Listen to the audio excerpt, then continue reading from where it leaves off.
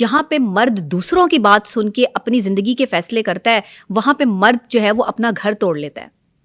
याद रखें, आपके यहाँ तकरीबन 70 to 75% घर इसलिए टूटते हैं कि मर्द जो है वो अपनी नहीं सुनता, अपनी बीवी की नहीं सुनता, थर्ड पार्टी की सुनता है। वो थर्ड पार्टी कोई भी हो सकती है, उसके घर वाले, उसके दोस्त, उसके रिश्तेदार, उसके क्लोज के जो है वो फ्रेंड्स, कोई वट कोई भी हो सकता है। वो थर्ड पार्टी जो इंडोज कर रही है ना जहन में, नहीं यार ये तो तुम्हें बहुत तंग करती है, ये तो तुम्हें बिल्कुल ही अच्छा बार बार कॉलिंग करती है, बार बार पूछती है कि तुम किधर हो, तो भाई पूछेगी, उसका शौहर है और सुनने उसे से इख्तियार दो। बिल्कुल। और ये क्या बात हुई? नहीं बिल्कुल जायज, बिल्कुल 100% जायज है। आपकी बीवी को नहीं पता होना चाहिए कि आप कहाँ हैं। हाँ? आपस में वो जो भी कर सकते हैं, एग्री करें, जो मर्जी करें, मर्द डिसएग्री कहता है करें। मैंने नहीं बताना, मैं कहाँ हूँ। क्यों नहीं बताना आपने?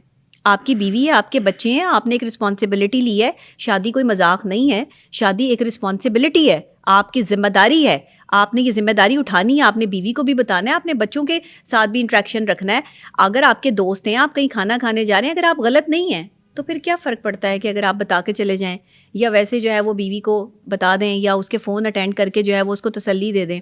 अक्सर औकात तो शौहर फ़ोन ही नहीं अटेंड करते बीवियों का, वो और फ्रस्ट्रेटेड होती हैं। औरत फ्रस्ट्रेटेड तब होती है, डिप्रेशन में तब आती है जब शौहर ना मैसेज का जवाब दे रहा होता है और ना ही फ़ोन उठा रहा होता है। सॉरी, फिर लड़ाई होती है। मुझे ऐसी इस वजह से आ रही है क्योंकि मेरी बेगम फोन देख रही होगी इसमें। आप फोन नहीं उठा रहे, मैसेज का जवाब नहीं दे रहे। फोन और मैसेज का जवाब इसने भी नहीं दिया, इसको भी पकड़े जाके। हाँ। तो लेकिन मेरी तो चले काम में कर रहा हूँ, शूट कर रहा हूँ एग्जांपल, इसलिए मैं फोन आ रहा है तो मैं उठा नहीं सकता। ठीक है, देखिए आप जैसे जो लोग हैं जो रिकॉर्डिंग कर रहे हैं, आप रिकॉर्डिंग से पहले मैसेज छोड़ दिया करें ना कि मैं रिकॉर्डिंग में थोड़ा सा सीखे ना, साइड ले लें। ठीक है, उन्होंने यही क्लिप उठा के ना मुझे बाद में बार-बार टैग करना आपको, मुझे यही दिखाना। अब आपने रिकॉर्डिंग से पहले उनको मैसेज छोड़ा करना है, या मेरे से आप प्रॉमिस करें ना, ताकि मेरे आने का कोई फायदा तो हो। मैं जरूर करूंगा।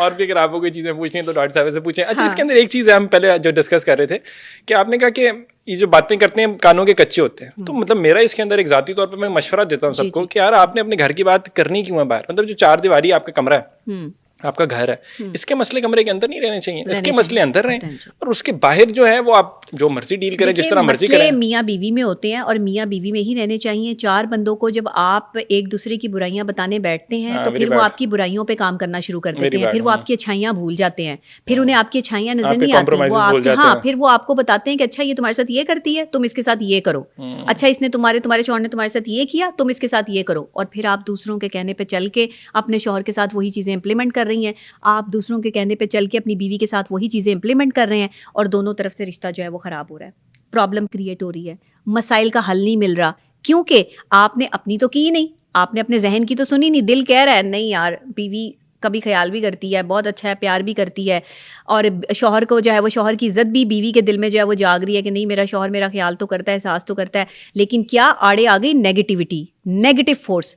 याद रखिएगा, पॉजिटिव फोर्स से भी ज़्यादा नेगेटिव फोर्स काम करती है, पॉजिटिव सोच से भी ज़्यादा नेगेटिव सोच काम करती है।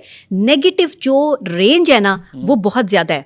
उसकी वजह यह है कि जिस वक्त शैतान ने जिसने अल्लाह की बेहतरीन इबादत की, इतनी इबादत की, किसी मखलूक ने इतनी इबादत नहीं की, और उसे सिर्फ एक सजदा न करने पर शैतान करार दे दिया गया, क्योंकि उसने मोहब्बत का ये तकाजा नहीं है कि जिसकी आप जो है वो इबादत कर रहे हैं उसका कोई भी हुक्म जो है वो मानने से इनकार कर दें। तो उस शैतान के ज़रिए जो चीज़ फैली वो नेगेटिविटी थी।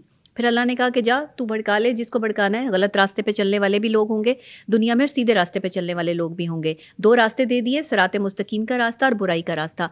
Up to you, depend on you, आप क्या चूज़ करते हो, आपके लिए अच्छा रास्ता जो है वो कौन सा है, शैतान के रास्ते पे चलना है या रहमान के रास्ते पे चलना है।